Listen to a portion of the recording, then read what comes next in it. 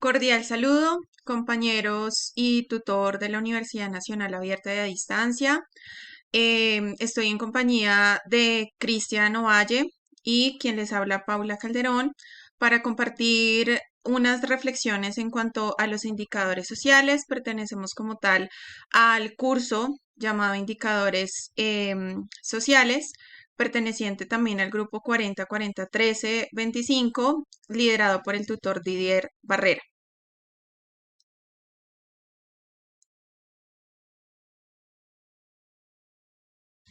Bueno, estos son los objetivos o básicamente lo que queremos exponer en este debate. Inicialmente, pues vamos a explicar cuál es el indicador seleccionado por cada uno de nosotros. Luego vamos a responder las preguntas orientadoras y finalmente, pues vamos a generar reflexiones significativas en cuanto a los aportes de cada uno.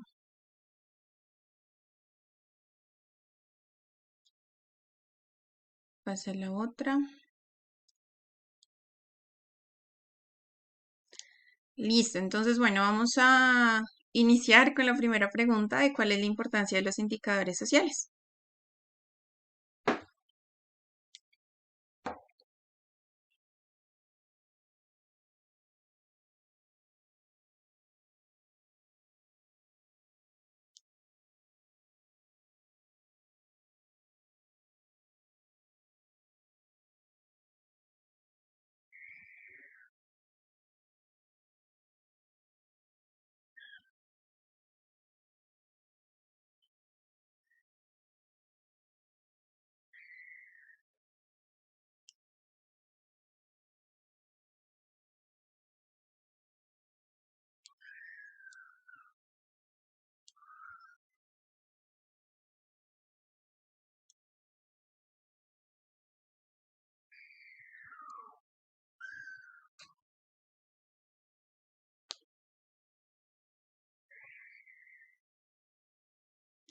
Listo, sí, y pues adicional a lo que dice Cristian, pues una de las importancias también significativas dentro de los indicadores sociales es que permiten tener un panorama general frente a una problemática social que se puede estar presentando en una población. Por ejemplo, nos permite identificar qué nivel de pobreza o qué nivel de violencia o qué nivel de acceso a educación tenemos en cierta zona o cierto grupo social.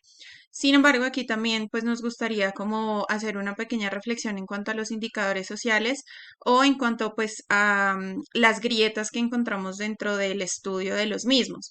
Si bien es una herramienta medible que nos permite pues identificar todas esas problemáticas y pues a través de elementos cualitativos y cuantitativos, pues estos índices no son netamente absolutos, ¿sí? Por ejemplo, pues no se puede medir en un 100% el nivel de pobreza de un país solo con tener una estadística. Sí, yo no puedo decir o no podemos decir que, por ejemplo, Colombia tiene un 60% de pobreza solamente en cuanto a esa parte cualitativa. Sí, adicional, pues es importante que podamos tener un análisis un poco más significativo en cuanto a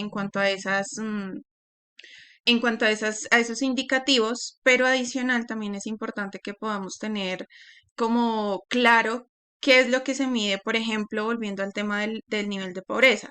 Es decir, qué se está midiendo en ese indicador. ¿Se está midiendo el poder adquisitivo de las familias o se está midiendo si viven en una zona urbana, rural o si viven en una casa propia, arrendada o si se mide a través de el acceso a la educación, el acceso a la salud? Entonces, no es solamente tener como tal el indicador social ahí plasmado, sino pues que hay que hacer un análisis un poco más profundo, pues sin embargo, igual pues también nos ayuda eh, a tener pues un panorama general en cuanto a eso. No sé, Cristian, si quieres agregar algo más.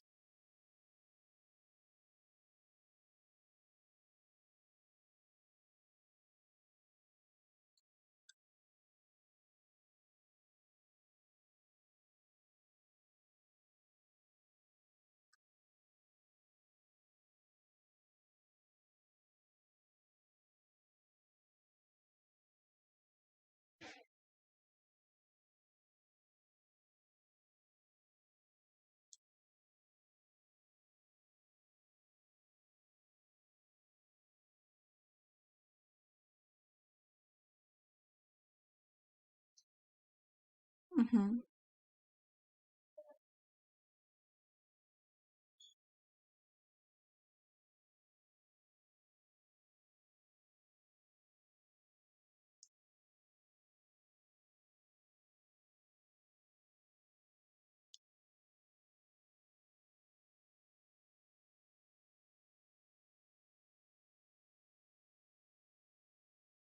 Listo, sí, y ya para concluir esta pregunta, también creo que estos indicadores no garantizan que los problemas sociales vayan a disminuir. Si bien es cierto, como decíamos antes, nos ayudan a saber de pronto qué problemáticas sociales se está presentando una población y que asimismo, por ejemplo, el Estado o las instituciones gubernamentales pues puedan empezar a generar planes estratégicos para ello. Sin embargo, el hecho de que hagan planes estratégicos para disminuir la pobreza no significa que pues efectivamente se vaya a disminuir el nivel o el índice de pobreza, ¿no? Entonces ya como para concluir y aportar a esta última pregunta. Ahora venimos con la segunda pregunta orientadora que es ¿cuál fue el indicador social seleccionado y su aporte al entendimiento del problema social?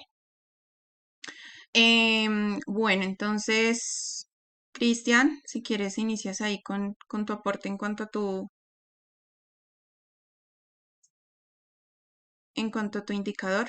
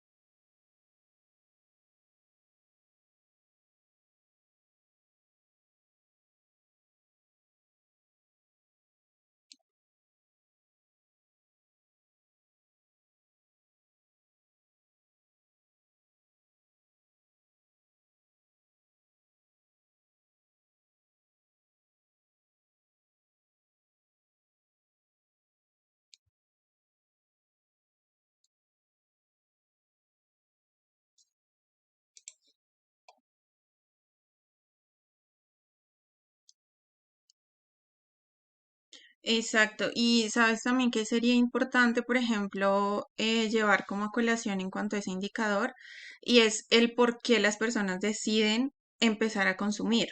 ¿Sí? Si viene de pronto de ausencia de los padres, de ausencia de herramientas, o simplemente tuvo malas amistades, o simplemente tuvo malas compañías. Entonces, no sé, creo que también podría ser interesante que se pueda medir, aunque creo que sería un poco difícil, pero pues medir el por qué las personas deciden empezar a consumir drogas. Entonces ya estarías pasando desde la parte individual, ya lo que mencionas pues de la parte social en cuanto a los crímenes y pues en cuanto al problema de inseguridad, ¿no?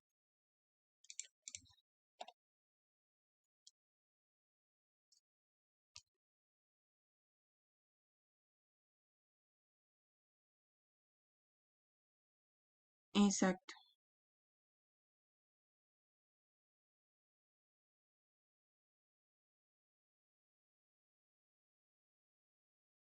Ujú. Listo, sí, excelente. Bien, ahora en mi caso yo escogí la violencia o el acoso hacia las personas LGBTI. Entonces, bueno, inicialmente el problema que quiero allí abordar es la desigualdad social, principalmente pues enfocada a la desigualdad de derechos. ¿sí? Principalmente, como lo mencioné, hacia personas que pertenecen a esta comunidad. Entonces, bueno, de manera inicial, la igualdad de identidad de género. em, Me voy a basar como tal en la identidad de género en lo que respecta a los principios de Yogyakarta.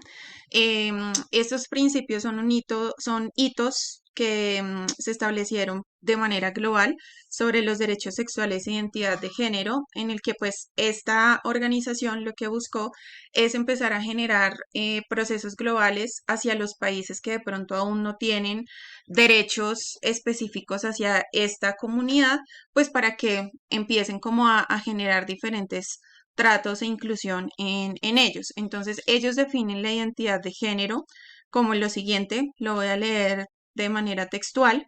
Entonces dice, la identidad de género es la vivencia interna individual del género tal como cada persona lo siente profundamente, lo cual podría corresponder o no con el sexo asignado al momento del nacimiento. Desde aquí ya hay una ruptura de significados entre el sexo y el género, porque socialmente a veces tenemos confusión o pues para nosotros es lo mismo decir sexo o decir género. ¿Sí? Entonces lo que ellos plantean es que el sexo es lo que biológicamente nos hace ser hombre o ser mujer, ¿sí? Por eso solo hay dos sexos, o eres hombre o eres mujer. Sin embargo, cuando ya se habla de género, ya se expresa es como tú te sientes, es decir, yo puedo nacer mujer, pero me puedo sentir de otra manera, me puedo sentir hacia procesos un poco más masculinos o procesos sociales diferentes.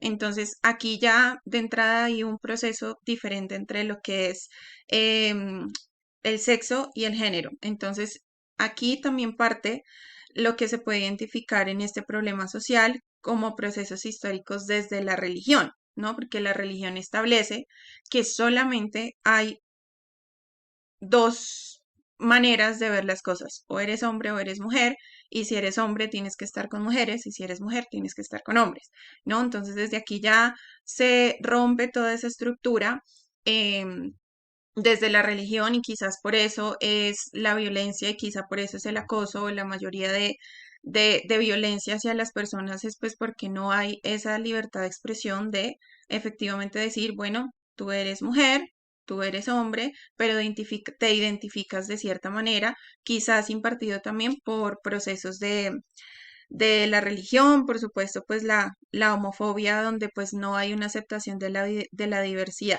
¿sí? Y pues finalmente el sexo pues es una construcción social, es una construcción que nosotros hemos eh, ido viendo a partir de allí.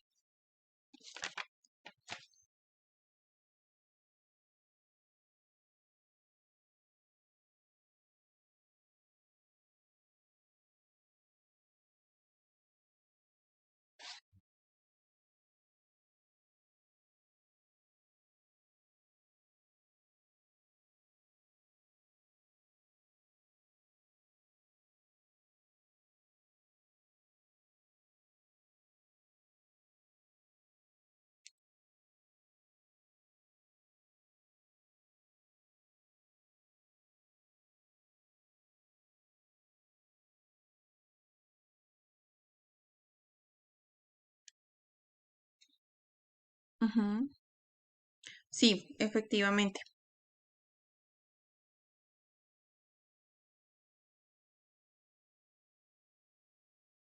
Listo, Cris, creo que podemos pasar a la otra.